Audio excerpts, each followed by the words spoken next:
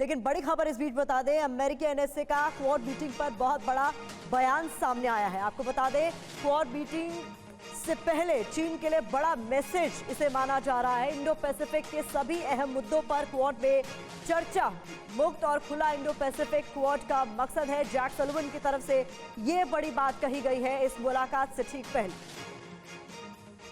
Quad का जाल समंदर में घिरेगा ड्रैगन। बड़ी डिटेल्स आपके सामने हम रख रहे हैं। क्वाड समिट में समुद्री समझौते का विस्तार मुमकिन माना जा रहा है। हिंद महासागर में IPMDA का विस्तार होगा। इसके अलावा आज क्वाड बैठक के बाद घोषणा होने की उम्मीद जताई जा रही है। IPMDA विस्तार से चीन को बड़ा झटका लग सकता है। अब आपके लिए जानकारी रख रहे हैं कि IPMDA विस्तार से क्या। तो IPMDA यानी Indo Pacific partnership for maritime domain awareness, समंदर में रडार, सैटेलाइट, कई ज्वाइंट सेंटर की संख्या इसके बाद बढ़ेगी।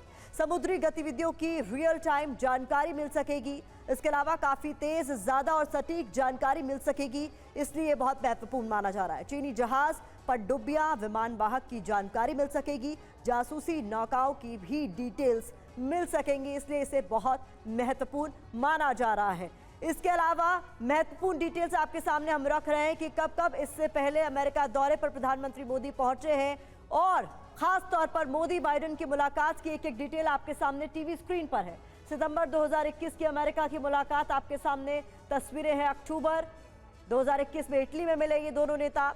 मई 2022 में टोक्यो में इन दोनों की मुलाकात हुई। जून 2023 में अमेरिका में एक बार फिर से मुलाकात हुई। उसके बाद जून 2022 की बात करें तो जर्मनी में मुलाकात हुई है। नवंबर 2022 की तस्वीरें इंडोनेशिया में जब दोनों नेता आमने सामने थे। इसके अलावा मई 2023 में ऑस्ट्रेलिया और सितंबर 2023 भारत।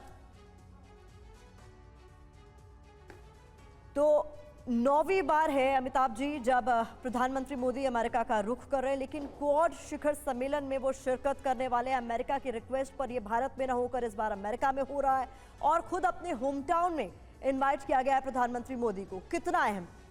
देखिए, आपने डेलावेयर का नाम लिया। ये वही घर है जहां बाइडेन साहब ने दुनिया को अनाउंस किया था कि शायद वो अगला इलेक्शन नहीं लड़ें और कमला हैरिस उसके बाद प्रेसिडेंशियल कैंडिडेट बनी।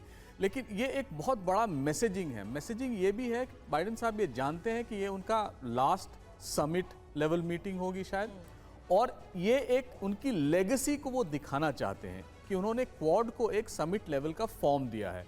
और जहां तक इस पर्टिकुलर मीटिंग का सवाल है, और जिस तरह से प्रधानमंत्री मोदी को अगर आप देखें तो बराक ओबामा, ट्रंप, बाइडेन और अब जो नया राष्ट्रपति आएगा, उन सब के साथ उनके व्यक्तिगत संबंध बने हैं।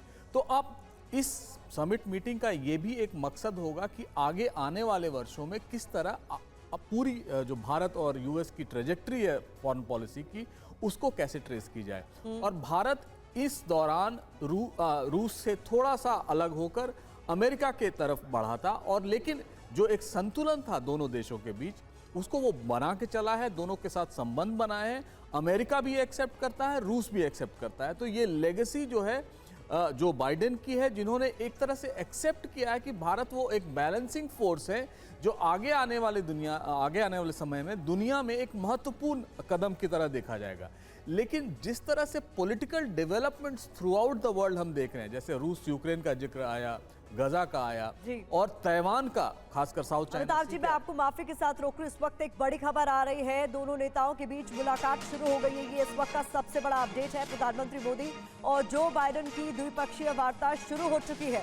इससे पहले तस्वीरें हमने आपको दिखाई थी। डेलावेयर में प्रधानमंत्री मोदी का काफिला जो बाइडेन के आवास पर पहुंचा था। ये तस्वीरें इस वक्त आप देख रहे हैं। और अभी फिलहाल का सबसे लेटेस्ट अपडेट ये है कि दोनों नेताओं के बीच द्विपक्षीय वार्ता शुरू हो चुकी है। उसकी एक एक डिटेल आपके सामने हम रखेंगे। TV9 भारतवर्ष पर ये मेगा कवरेज लगातार जारी।